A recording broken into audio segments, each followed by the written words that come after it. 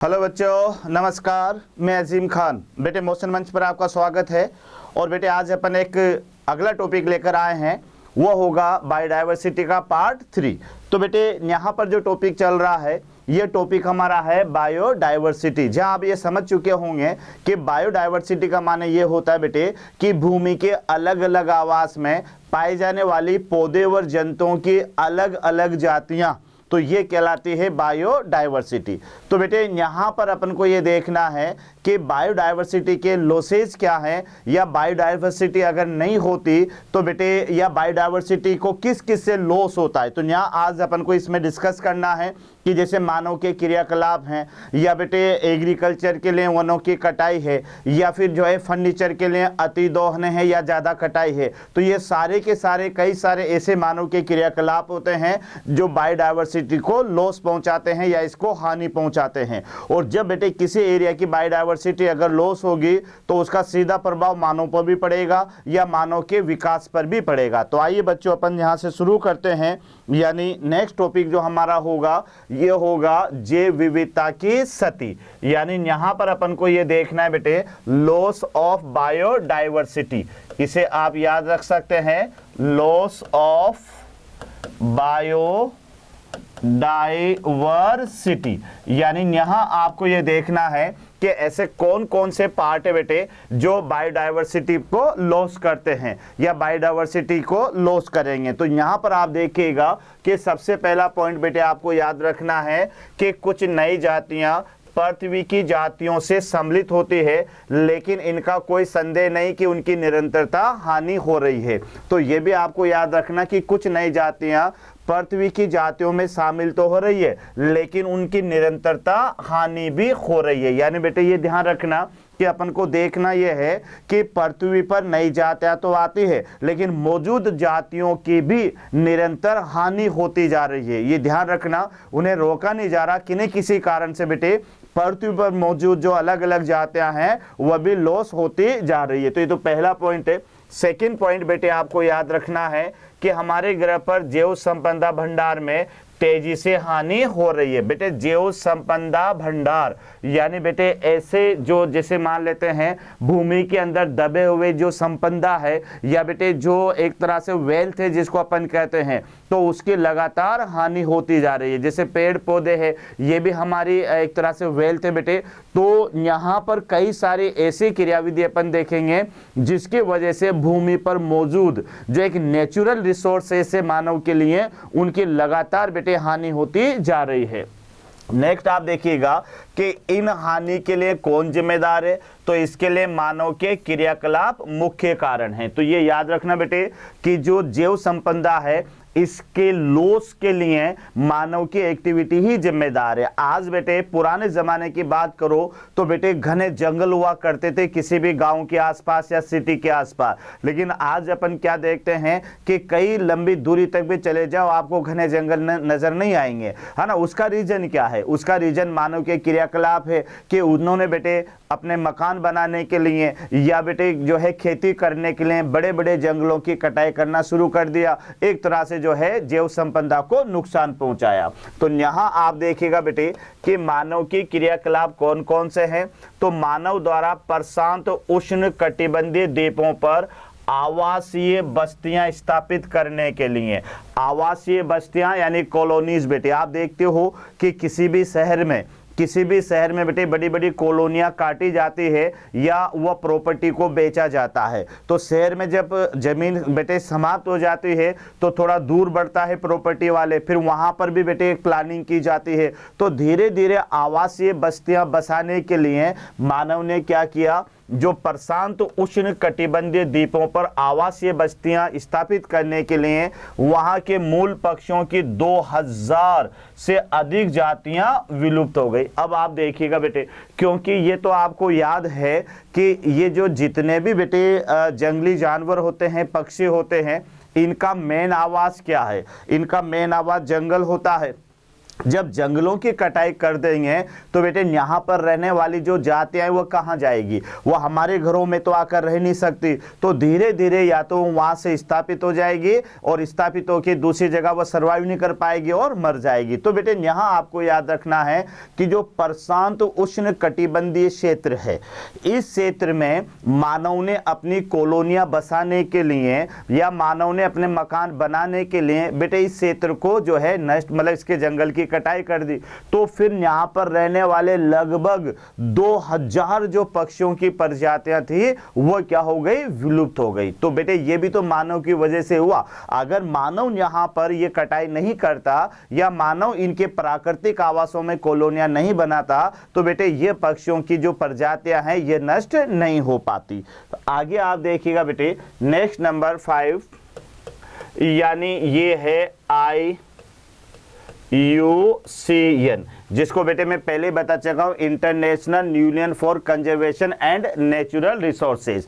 तो ये IUCN है कि एक रेड डाटा बुक के बेटे, रेड सूची। तो रेड सूची ये 2004 की है, जिन्होंने ये क्या कहा कि इन साक्ष्यों के अनुसार पिछले 500 वर्षों में 784 जातियां जो है विलुप्त हुई है। उसमें से बेटे देखो 338 तो वर्टिब्रेट्स की जातियां हैं, 359 कशेरुकों की जातियां हैं और 87 पादपों की जातियां जो है ये विलुप्त हो गई है। ये तो बेटे रेड डाटा बुक का जो है साक्ष्य है, जो कि IUCN के अनुसार जो रेड डाटा सूची है उसके अनुसार पिछले 500 वर्षों में, यानी बेटे अभी क्या चल रहा है 500 यानी 2000 चल रहा है, तो 1500 से आप ले लेते हैं, तो वहां से लेके और 2000 तक बेटे क्या हो गया कि लगभग यहां पर 784 जातियां विलुप्त हो गई है। इनमें से अगर क्वेश्चन बन सकता है तो 338 तो वर्टिब्रेट्स है,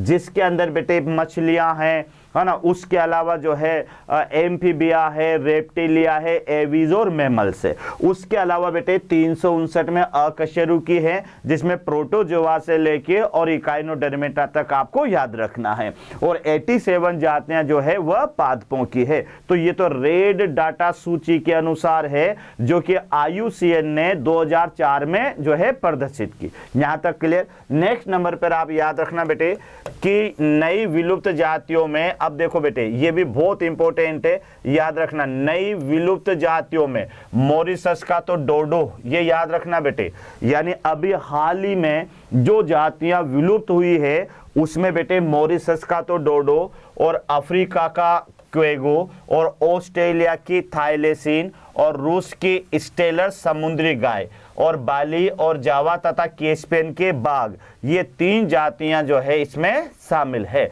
तो ये याद रखना बेटे, बाली, जावा और कैस्पियन के बाघ, तो ये जातियां अभी हाल ही के अंदर क्या हो गई है बच्चों, यानी विलुप्त हो गई है। तो यहाँ ध्यान से देखें कि नई विलुप्त जातियों में मॉरिशस का तो डोडो पक्षी है बेटे, याद रखना, अफ्रीका का क्योगो है, ऑस्ट्रेलिया की थाइलेसीन है, रूस का स्टेलर समुद्री गाय है, बाली, जावा और कैस्पियन का बाघ है। तो ये ऐसी जातियां हैं जो अभी वर्तमान में कुछ समय में ही विलुप्त हुई है। तो ये नई जातियां हैं जो बेटे विलुप्त हो चुकी है। पिछले 20 वर्षों में अपन क्या देखते हैं कि लगभग धरती से 27 जातियां हैं ये विलुप्त हो गई है। तो ये थोड़ा सा याद रखना, मात्र 20 वर्षों में। तो बेटे जब कोई जाति विलुप्त हो जाती है तो बाद में फिर उसका वापस विकास नहीं होता है, वह विलुप्त के कगार पर ही रह जाती है। तो ये याद रखना कि यहाँ पर पिछले 20 वर्षों में जो है 27 जातियां यहाँ से विलुप्त हो गई है। और पिछले 500 वर्षों में बेटे कितनी जातियां विलुप्त हुई है, तो याद रखना 784 जातियां पिछले 500 वर्षों में विलुप्त हुई है। और पिछले 20 वर्षों में कितनी जातियां विलुप्त हुई है, 27 जातियां जो है विलुप्त हो चुकी है। आगे आप देखिएगा, विश्व की 15,500 से अधिक जातियां विलुप्ति के कगार पर है। यानी कितनी जातियां बेटे, 15,500 जातियां।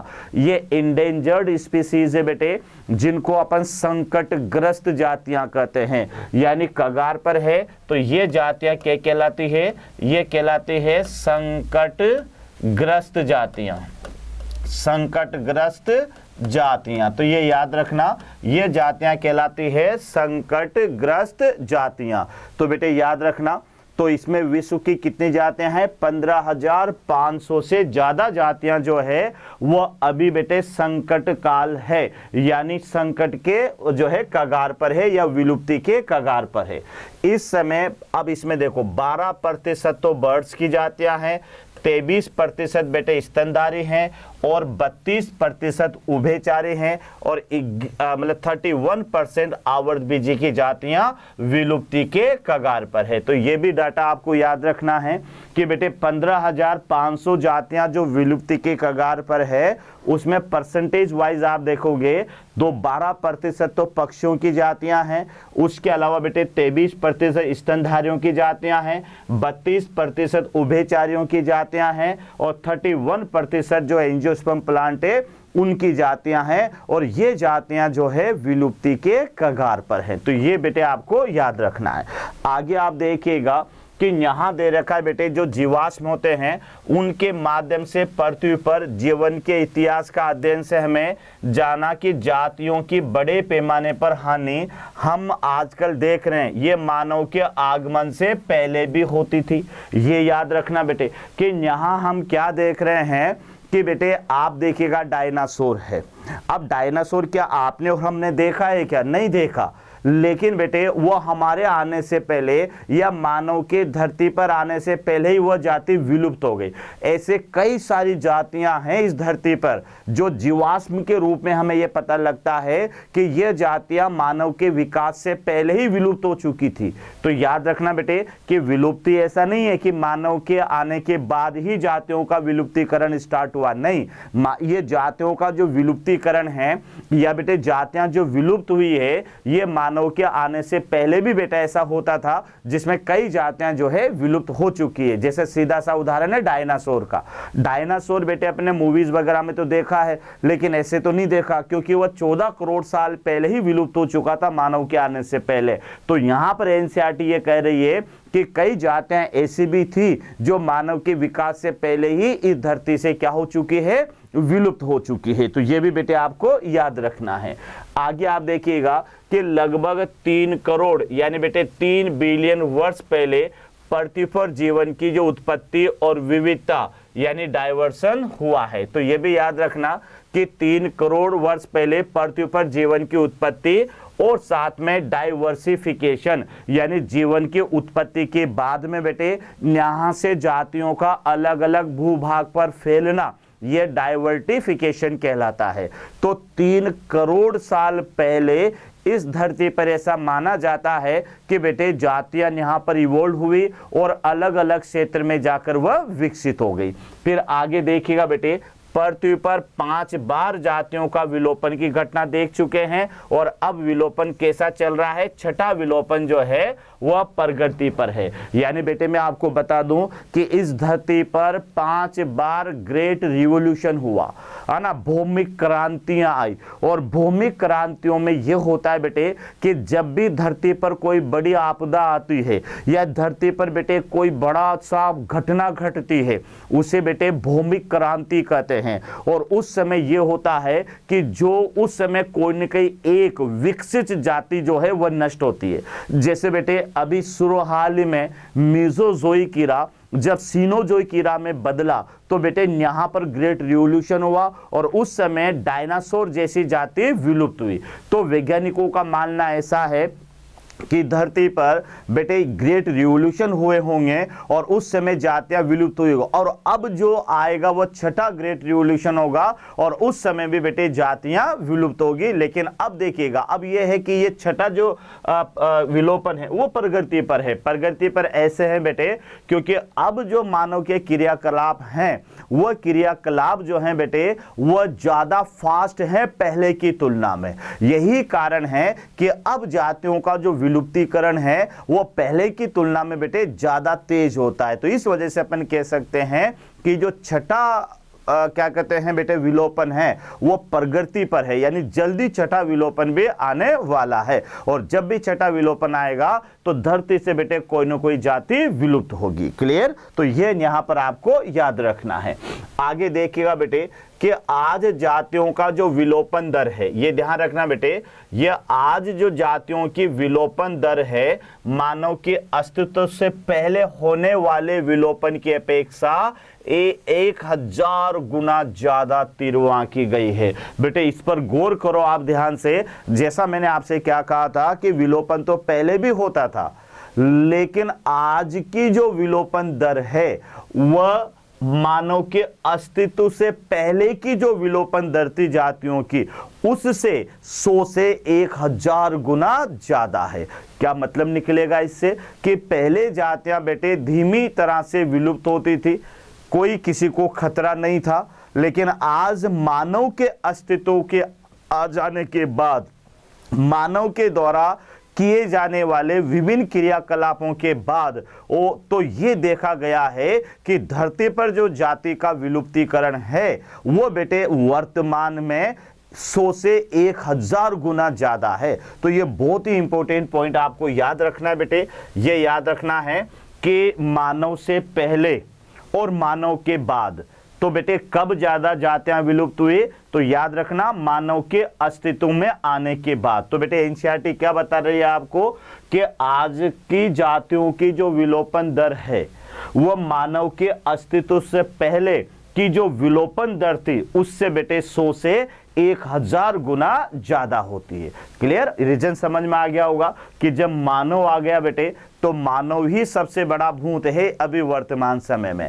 कारण क्या है? क्योंकि बेटे अपनी लालसा के लिए, अपने भोग विलास के लिए ये जंगलों की अंधाधुंध कटाई करता जा रहा है, और जब जंगल बेटे खत्म होंगे तो उसमें रहने वाली जातियां भी बेटे धीरे धीरे विलुप्त हो जाती है। तो इसी कारण से जो है ये मानव की मौजूदगी में जो जातियों की विलोपन दर है ये बेटे उससे पहले की विलोपन दर से 100 से 1000 गुना ज्यादा है। यहां तक क्लियर हुआ? अगला पॉइंट आप देखिएगा बेटे कि इस तीव्र दर के लिए हमारे क्रियाकलाप उत्तरदायी हैं। अब क्रियाकलाप क्या है? तो क्रियाकलाप यही है बेटे कि मानव को अपनी सुविधा चाहिए, उसको अच्छा घर चाहिए, अच्छा फर्नीचर चाहिए, है ना। तो बेटे अब इन क्रियाकलापों के लिए उसको लकड़ी भी चाहिए। तो लकड़ी कहाँ से मिलेगी? कोई आर्टिफिशियल तो बनाए नहीं जाते बेटे, तो ये जंगलों में वृक्षों को काटने के बाद ही है। तो जो मनुष्य होता है वो अपने क्रियाकलापों के लिए, अपनी सुविधाओं के लिए, अपने भोग विलास के लिए बेटे जंगलों की अंधाधुंध कटाई करता जा रहा है। और जब धीरे धीरे बेटे जंगल समाप्त होते जा रहे हैं तो फिर उनमें रहने वाली जातियां भी धीरे धीरे विलुप्त होती जाएगी। क्योंकि आप ये देखो कोई जंगल है, अब जंगल में बेटे कोई लकड़बग्गा भी है, कोई लोमड़ी भी है, कोई शेर भी है। तो बेटे ये जब जंगल कट जाएंगे तो क्या ये हमारे घरों की छतों पर आकर रहेंगे? इन्हें तो अपन पाल भी नहीं सकते बेटे, ये याद रखना। तो फिर ये क्या करते हैं, जब इनका प्राकृतिक सोर्सेज बेटे खत्म हो जाता है तो फिर ये जातियां धीरे धीरे विलुप्त हो जाती है। तो ये मानव के जो क्रियाकलाप हैं ये सबसे ज्यादा उत्तरदायी हैं इस तीव्र दर से बढ़ती हुई जातियों के विलोपन से। पारिस्थितिकियों की चेतावनी है कि यदि यही दर से जारी रही तो 100 वर्षों में हम पृथ्वी की आधी जातियां यहां से क्या हो जाएगी?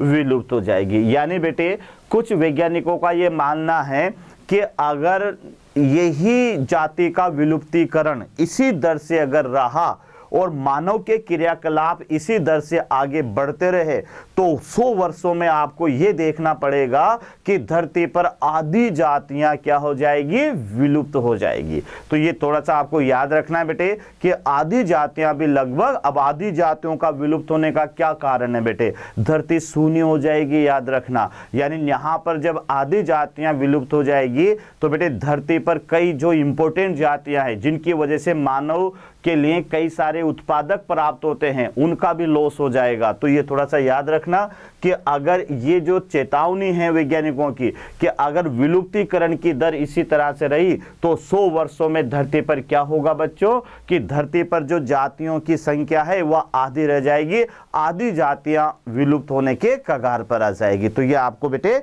याद रखना है। आगे आप देखिएगा कि सामान्यतः किसी क्षेत्र की जैव विविधता हानि होने से यानी क्या क्या होगा? यानी सामान्य किसी क्षेत्र की जैव विविधता की हानि होने से। बेटे किसी भी बायोडायवर्सिटी का अगर लॉस होगा तो पहला याद रखना वहां पर पादप उत्पादकता में कमी आ जाएगी। क्यों कमी आ जाएगी? क्योंकि बेटे बायोडायवर्सिटी का अगर लॉस होगा, वहां पर पादप जातियां अगर खत्म हो जाएगी तो प्रोडक्शन कैपेसिटी जो है पादपों की वह कम हो जाएगी। दूसरा आप देखिएगा बेटे कि दूसरा न्याय है पर्यावरण समस्याएं, जैसे सूखा है के प्रति प्रतिरोध में कमी आ जाएगी। यानी बेटे जब पर्यावरण समस्याएं उत्पन्न हो जाएगी, जब पेड़ों को काटा जाएगा तो पेड़ों को काटा जाएगा तो बेटे वहां वर्षा नहीं होगी, और वर्षा नहीं होगी तो सूखे के प्रति जो रेजिस्टेंस, जो प्रतिरोधक क्षमता होती है बेटे वहां के प्लांटों के अंदर, उसमें कमी आ जाएगी। ये भी याद रखना है। उसके अलावा कुछ पारितंत्र की प्रक्रियाएं है ना, जैसे पादप उत्पादकता है, जल उपयोग है, पीड़क और रोग चक्रों का परिवर्तनशीलता बढ़ जाती है। तो इन क्रियाओं से बेटे पादप की उत्पादकता है, जल उपयोग है या पीड़क नाशों के प्रति प्रतिरोधकता बढ़ जाएगी। कुछ इकोसिस्टम के अंदर, कुछ के अंदर लॉस होगा, कुछ के अंदर ये जो है क्रियाएं बढ़ जाएगी। तो ये भी याद रखना कि जैव विविधता की हानि से बेटे ये पॉइंट भी डेवलप हो सकते हैं।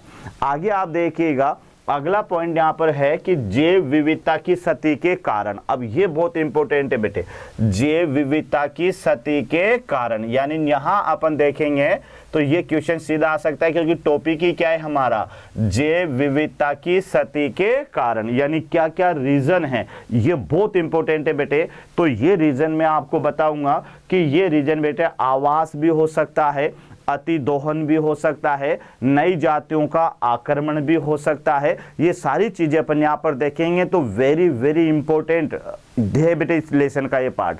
तो आपको याद रखना है कि जैव विविधता की क्षति के क्या क्या कारण हो सकते हैं। तो यहाँ देखो इनके 4 मुख्य कारण हैं। जैव विविधता की क्षति के जातीय विलोपन की बढ़ती हुई दर मुख्य रूप से मानव क्रियाकलापों के कारण ही है, और इसके 4 मुख्य कारण हैं। तो बेटे इस लेसन का सबसे इंपॉर्टेंट पॉइंट है, आपको याद रखना है, क्योंकि ये टॉपिक ही हमने क्या लिया है कि बेटे जैव विविधता की क्षति के क्या क्या कारण हैं। तो एक कारण तो आपको समझ में आ गया होगा कि मनुष्य के जो क्रियाकलाप हैं वह जैव विविधता की क्षति का सबसे मेन कारण है बेटे। यानी मानव ही एक ऐसा जंतु है जो जिसकी वजह से जिंदा रहता है, उसी को क्षति पहुंचा रहा है। तो मानव के क्रियाकलाप है। तो 4 मुख्य क्रियाकलाप आपको यहाँ याद करना है, जो कि उसमें पहला है और ये है नंबर 1, ये है आवासीय क्षति और विखंडन। यानी बेटे habitat loss and the segmentation या फ्रेगमेंटेशन।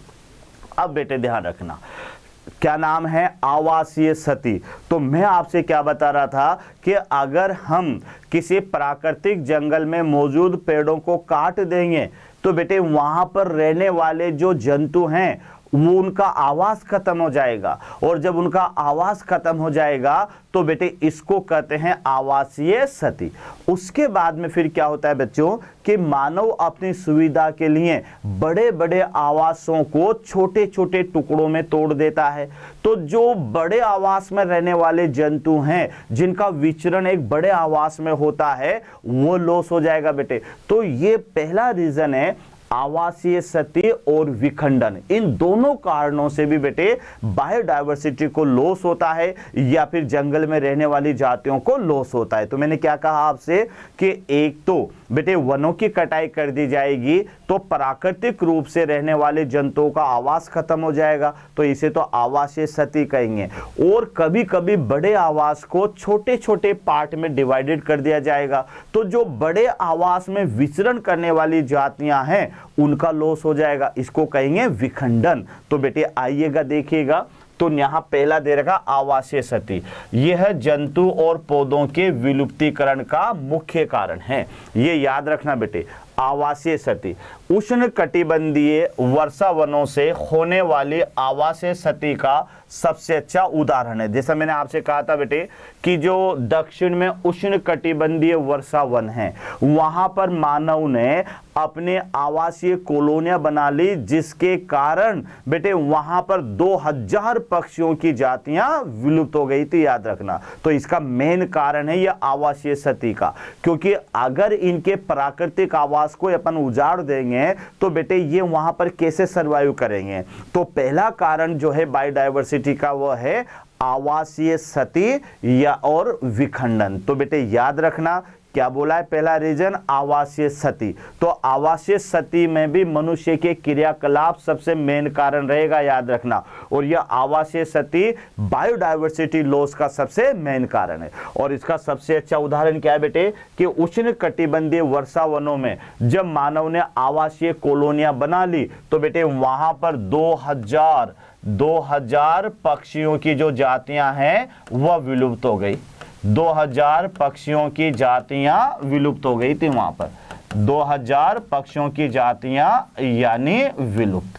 तो ये थोड़ा सा याद रखना, ये सबसे अच्छा उदाहरण है कि जो उष्ण कटिबंधीय वर्षा वन है वहां पर मानव ने अपने आवासीय कॉलोनियों को बना लिया, जिसके कारण उष्ण कटिबंधीय वर्षा वनों की प्राकृतिक आवास नष्ट हो रहे हैं और यहाँ पर रहने वाली जातियां विलुप्त होने के कगार पर आ गई है। तो बेटे यहाँ पर देखो, एक समय था कि वर्षा वन पृथ्वी का 14% क्षेत्र में फैले हुए थे, लेकिन मानव के क्रियाकलाप के बाद अब ये मात्र 6% क्षेत्र में ही रह गए हैं। तो ये आपको सोचना होगा बेटे कि आवासीय क्षति कितनी बड़ी होती है कि मानव अपने क्रियाकलापों के लिए बेटे बड़े बड़े जंगलों को जो है उजाड़ देता है, नष्ट कर देता है, काट देता है। तो यहाँ आपको देखना है कि उष्ण कटिबंधीय वर्षा वन में मानव ने अपने आवासीय कॉलोनियां बनाने के लिए इसको सबसे ज्यादा क्षति पहुंचाई है। तो बेटे यहां पर क्या हुआ कि लगभग 2000 पक्षियों की जो जातियां थी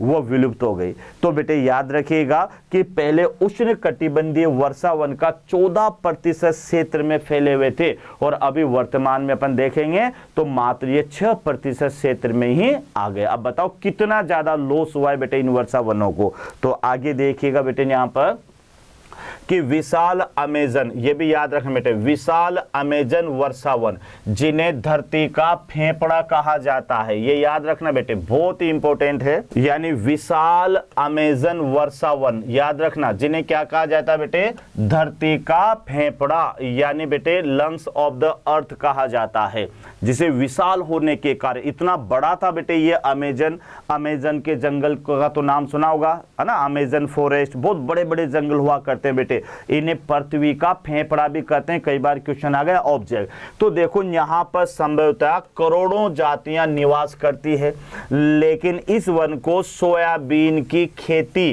तथा जानवरों के चारागाह के लिए काटकर साफ कर दिया गया है।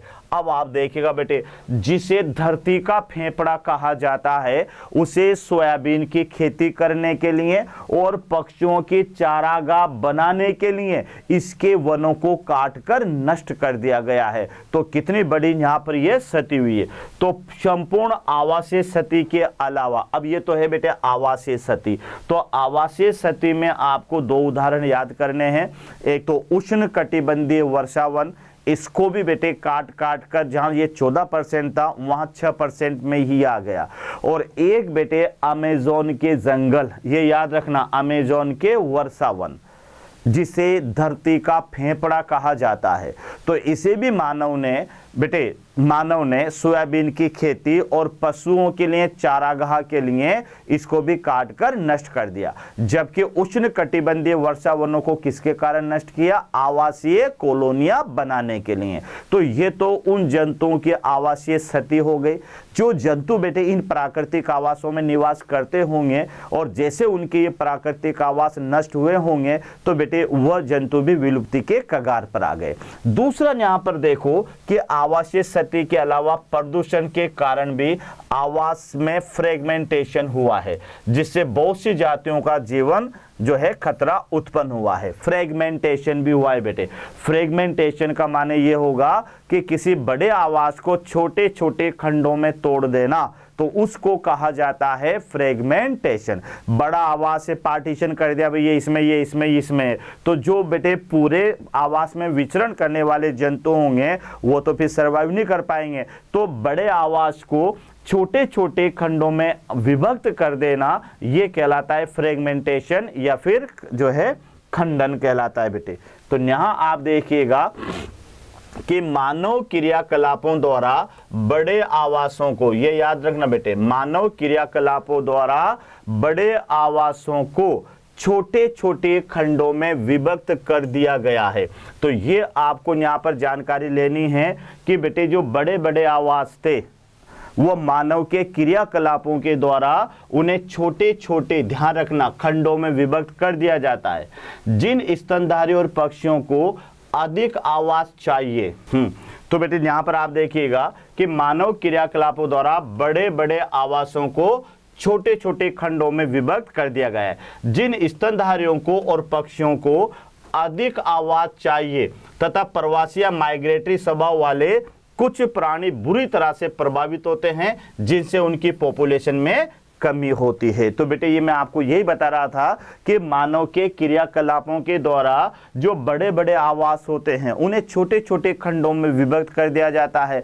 लेकिन बेटे जो स्तनधारी होते हैं और जो पक्षी होते हैं, जिनको बेटे ध्यान रखना अधिक आवास चाहिए, उनको माइग्रेशन के लिए अधिक आवास चाहिए, लेकिन ये आवास मानव ने अपने क्रियाकलापों के कारण छोटे छोटे भागों में तोड़ दिया। तो बेटे ये जातियां भी यहाँ पर विलुप्ति के कगार पर पहुंच जाती है। तो बेटे याद रखना, the loss of the biodiversity का पहला रीजन आपको याद रखना है, यानी एक तो आवासीय सती एंड खंडन। क्लियर हुआ बेटे? क्वेश्चन आ सकता है आवासीय सती क्या है और खंडन क्या है। अब इसका दूसरा रीजन आप देखिएगा, दूसरा रीजन है बेटे यानी अतिदोहन, एक्सफ्लोरेशन, अतिदोहन, ज्यादा कटाई, जंगलों की ज्यादा कटाई, अतिदोहन। तो मनुष्य तो लालची है इसे बेटे, अगर इसको फ्री में कुछ मिल जाता है तो बेटे जो है ये लिमिट से ज्यादा, अपने उपयोग से ज्यादा, तो वनों की उपयोग से ज्यादा की जाने वाली जो कटाई है उस कटाई को अतिदोहन कहा जाता है।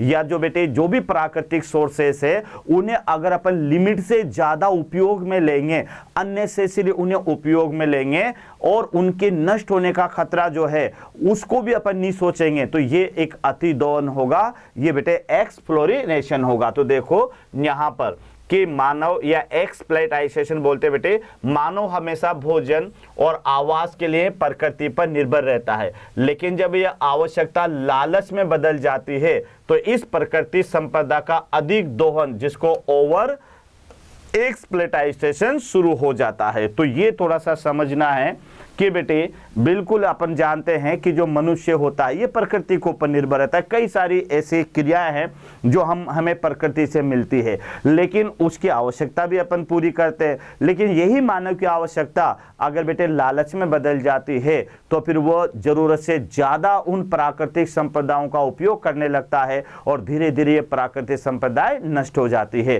तो अतिदोहन भी बेटे ये बहुत ही मेन कारण है। अब इसमें क्या है देखो, तो अतिदोहन समझ में आ गया कि मानव हमेशा भोजन और आवास के लिए प्रकृति के ऊपर निर्भर रहता है और मानव की इनकी आवश्यकता होती है, लेकिन यह आवश्यकता जब लालच में बदल जाती है तो बेटे फिर प्राकृतिक संपदा का अधिक दोहन होता है, ओवर एक्सप्लॉइटेशन शुरू हो जाता है।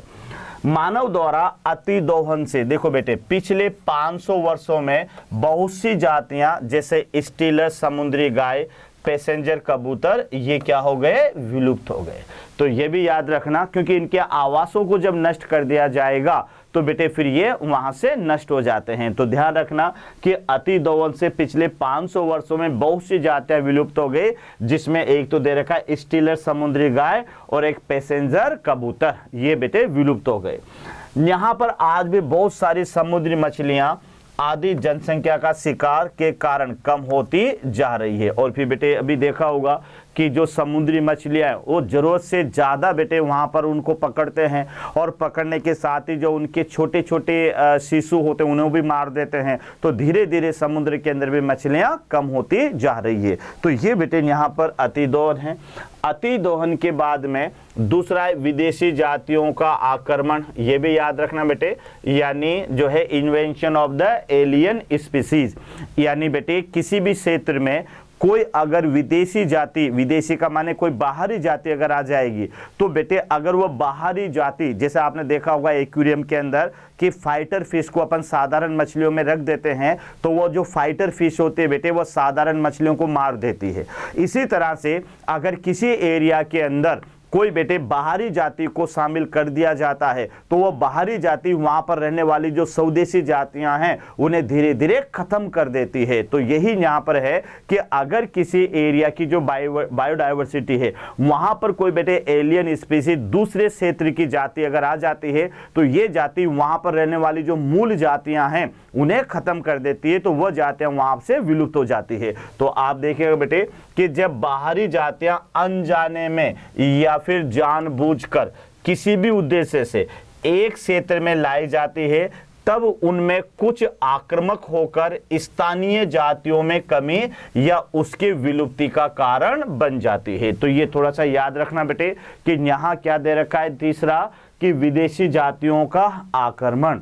तो यहाँ आप देखो कि जब बाहरी जाति को या तो अनजाने में आ जाए वो, या फिर कोई मनुष्य अपने लाभ के लिए उस जाति को उस एरिया में ले आए, तो फिर बेटे क्या होगा कि एक क्षेत्र में लाई जाती तब यह जाति उस कुछ आक्रामक होकर स्थानीय जातियों में कमी या उनकी विलुप्तता का कारण बनती है। यानी ये जाति बेटे वहां पर जो स्थानीय जाति एंडेमिक स्पीसीज है उन जातियों को ये खत्म कर देती है।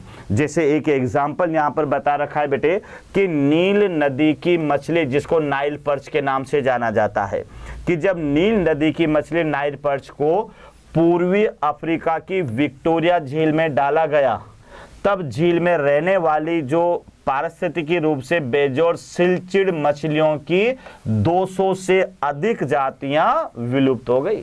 तो ये आपको याद रखना है बेटे, वापस मैं रिपीट कर रहा हूं, यानी विदेशी जातियों का आक्रमण। जैसे मैंने आपसे क्या कहा कि अगर हमारा एक्वेरियम है उसमें साधारण मछलियां हैं और अगर उसमें एक भी फाइटर मछली को डाल दिया तो वह एक फाइटर मछली उसमें रहने वाली सभी साधारण मछलियों को बेटे जो है खत्म कर देगी, मारेगी भी, मतलब खाएगी भी नहीं लेकिन खत्म कर देगी, याद रखना उनको। तो यही कारण है अगर किसी एरिया के अंदर कोई दूसरी विदेशी जाति आ गई और खतरनाक बन गई बेटे, वो आक्रमणकारी बन गई वो जाति, तो फिर बेटे उस एरिया के अंदर कई सारी जातियां विलुप्त हो जाएगी। जिसका एग्जाम्पल दे रखा है कि नील नदी से बेटे एक नाइल पर्च मछली को जो है लाया गया, कहां पर, ऑस्ट्रेलिया की विक्टोरिया झील में। तो ये पूरी अफ्रीका की विक्टोरिया झील में। तो क्या देखा कि वहां पर रहने वाली जो सिचलिड मछलियां थी बेटे, सिचलिड मछलियां थी, उनकी 200 जातियां वहां पर क्या हो गई, विलुप्त हो गई। यानी किसने इनको मार दिया, तो नील पर्च जो नील नदी के अंदर जो मछली लाई थी बेटे नाइल पर्च, उस मछली ने इन सिचलिड मछलियों को मार दिया। यहां आगे देखिएगा, जैसे गाजर घास है बेटे, लेंटाना है, हाइसिंथ है, आइकोर्निया जैसी आक्रामक खरपतवार जातियों से पर्यावरण को हानि होने वाली सती भी है। यानी बेटे आपने देखा होगा कि आइकोर्निया, तो आइकोर्निया एक टेरिलिस प्लांट है, अगर किसी पानी में इसको डाल दिया जाए तो कुछ ही समय के अंदर बेटे वहां पर अन्य जातियों को ये फैल जाती है और अन्य जातियों को विकसित नहीं होने देती। इसी तरह से गाजर घास है जिसका नाम सुना होगा, पार्थेनियम और लेंटाना, तो ये ऐसी खरपतवार हैं जो पर्यावरण को क्षति पहुंचाती है। उसके अलावा बेटे मत्स्य पालन के उद्देश्य से अफ्रीकन कैटफिश जिसका नाम है क्लेरियस गेरीपाइनस मछली को हमारी नदियों में लाया गया, लेकिन अब ये मछली हमारी नदियों की मूल जो मछलियां थी कैटफिश जातियों को के लिए खतरा पैदा कर रही है। यानी बेटे वही वाली बात है कि ये विदेशी जातियां जब किसी एरिया के अंदर लाई जाती है तो वहां पर ये आक्रामक बन जाती है और आक्रामक बनने के कारण वहां पर मौजूद स्वदेशी जो जातियां उनके लिए खतरा बन जाती है। तो ऐसा एक उदाहरण दे रखा है बेटे कि मत्स्य पालन के लिए अफ्रीकन कैटफिश जिसका नाम है क्लेरियस गेरीपाइनस, इस मछली को नदियों में लाया गया, लेकिन यही मछली जो वहां पर शल्क मीन कैटफिश जातियां हैं उसके लिए ये क्या बन गए बेटे, खतरा बन चुकी है। तो वही वाली बात है कि किसी एरिया के अंदर जब इन्हें लाया जाता है तो कुछ जातियां वहां की स्वदेशी जातियों के लिए खतरा बन जाती है। तो ये भी बायोडायवर्सिटी का लॉस का एक कारण बनता है बेटे, याद रखना। तो ये बायोडायवर्सिटी के लॉस का कारण है। अगला छोटा जो कारण है वह है सह विलुप्तता, यानी को एक्सिस्टेंस। अब सह विलुप्तता क्या है बेटे कि जब कोई जाति, जैसे ए जाति है, यहां पर देखना बेटे ये ए जाति है और ये बी जाति पर भोजन के लिए निर्भर रहती है ना, इसी पे निर्भर रहती है। अगर यहाँ पर ये बी जाति डिस्ट्रॉय हो जाएगी तो बेटे इसे जो भोजन है ये भोजन इसको नहीं मिलेगा भोजन, और भोजन नहीं मिलने के कारण ये जाति भी बेटे क्या हो जाएगी, विलुप्त हो जाएगी। तो ऐसी जातियां जो भोजन के लिए या और कई क्रियाओं के लिए अगर किसी जाति पर निर्भर रहती है और वह जाति अगर बेटे नष्ट हो जाती है तो फिर निर्भर रहने वाली जाति भी नष्ट हो जाती है। तो इसको कहते हैं साथ साथ होने वाली विलुप्तता। तो यहां आप देखिएगा कि एक जाति विलुप्त होती है तब उस पर आधारित दूसरी जाति या पादप की जातियां भी विलुप्त होने लगती है। तो ये तो ऐसे समझना बच्चों कि जब एक जाति किसी जाति पर निर्भर रहती है और वह जो निर्भर रहती है, जिस पर निर्भर रहती है, अगर वह नष्ट हो जाती है तो जो निर्भर रहती है वह भी धीरे धीरे विलुप्त हो जाती है। तो निर्भर रहने वाली जाति, जिस पर निर्भर रहती है वह जाति, इनका साथ साथ विलुप्तीकरण होना सह विलुप्तता कहलाता है। यह भी बायोडायवर्सिटी में एक लॉस का कारण होता है। जैसे दे रखा है कि एक परपोषी मत्स्य जाति विलुप्त होती है तब उसकी विशिष्ट परजीवियों की भी वही भविष्य होगा। यानी बेटे कोई मछली है, जैसे यहाँ पर मान लेते हैं कि ये मछली है, ये मछली यहाँ पर अपन ने ये फिश को बनाया, ठीक है। अब इसमें बेटे ये परजीवी है, ये परजीवी इसके ऊपर निवास कर रहे हैं। तो अगर ये मछली यहाँ पर नष्ट हो जाती है तो इसकी सतह पर पाए जाने वाले परजीवी भी नष्ट हो जाएंगे, अलग से जाकर वह किसी मछली की तलाश नहीं करेंगे। यहाँ तक के लिए दूसरा उदाहरण दे रखा है कि जो विकसित कोई वाइल्ड परागकणकारी पोलिनेटर सोहबकारिता का एक अच्छा उदाहरण है, जहां एक पादप के विलोपन से दूसरे कीट की विलोपन भी निश्चित रूप से होता है। यानी बेटे यहां पर यह होगा कि एक पौधा है जिसमें एक विशेष कीट से परागण होता है, दूसरे कीटों से परागण नहीं होता है। तो अगर वह कीट वहां पर नष्ट हो जाता है तो फिर बेटे वह पौधा या पादप जाति भी वहां पर जो है डिस्ट्रॉय हो जाएगी या फिर वह भी वहां पर नष्ट हो जाएगी। तो इनको कहेंगे अपन सह विलुप्तता, यानी दो जातियों का एक साथ विलुप्त होना। यह भी बायोडायवर्सिटी का एक लॉस का कारण है। तो बेटे मैंने क्या क्या बताया बायोडायवर्सिटी के लॉस में? सबसे पहला तो आवासीय क्षति और विखंडन, ये याद हुआ होगा। दूसरे नंबर पर आपको याद हुआ अतिदोहन, यानी ज्यादा उपयोग से भी बायोडायवर्सिटी को लॉस होता है। नंबर 3 याद रखना बेटे विदेशी जातियों का आक्रमण, यह आपको याद हुआ होगा। और नंबर 3 आपको याद रखना है यानी जो है सह विलुप्तता। क्लियर? तो ये बच्चों आपको याद रखना है। तो ये बेटे हमारा टॉपिक था जो इसका कारण था लॉस ऑफ बायोडायवर्सिटी। क्लियर? तो बहुत इंपॉर्टेंट है, क्वेश्चन आ सकता है कि what is the reason of the loss of biodiversity. तो आपको याद रखना है कि बायोडायवर्सिटी के जो लॉस है वह सबसे मेन कारण मनुष्य है। मनुष्य अपने क्रियाकलापों के कारण बेटे जो प्राकृतिक आवासीय जंतुओं के इनको लॉस पहुंचा रहा है, इनको हानि पहुंचा रहा है, जिसके कारण कई जातियां विलुप्ति के कगार पर है। जैसे बेटे मैंने इसमें 4 रीजन आपको बताया, वो रीजन आप हमेशा याद कर लीजिएगा। पहला रीजन था आवासीय क्षति और विखंडन। दूसरा रीजन था बेटे यानी अतिदोहन, ओवर एक्सप्लॉयटेशन, याद रखना। तीसरा रीजन था बेटे यानी invention of the alien species, यानी बाहरी जातियों का आक्रमण। और चौथा था कोएक्सिस्टेंस, यानी बेटे सह विलुप्तता। तो ये टॉपिक था बेटे, थोड़ा ध्यान से पढ़ना, समझ के पढ़ना, तो बेटे ये टॉपिक आपको याद हो जाएगा। तो बेटे मोशन मंच की ओर से आपको एक बार फिर मोस्ट वेलकम, बहुत बहुत धन्यवाद। ओके, थैंक यू बेटे। आशा करता हूं हमारे टॉप एजुकेटर का यह लेक्चर आपको पसंद आया होगा। अगर पसंद आया है तो वीडियो को लाइक करिए, चैनल को सब्सक्राइब करिए और शेयर भी करिए, क्योंकि ज्ञान बांटने से बढ़ता है और सही बताऊं तो पुण्य भी मिलता है। मुझे सुनने के लिए बहुत बहुत धन्यवाद। Thank you.